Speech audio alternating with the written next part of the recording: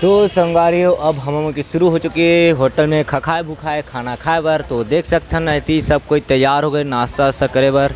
का नाश्ता कर जी का खावे? मैं बड़ा खाऊं भैया।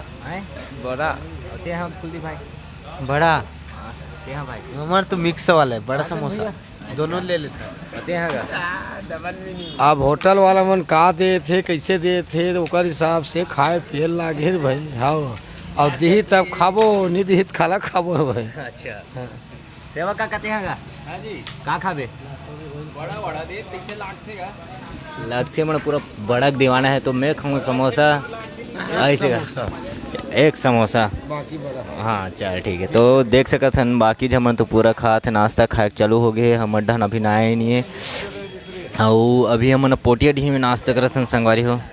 तो बने रहो हमारे यूट्यूब चैनल में, आप लोग देख रहा था बाकी वीडियो में।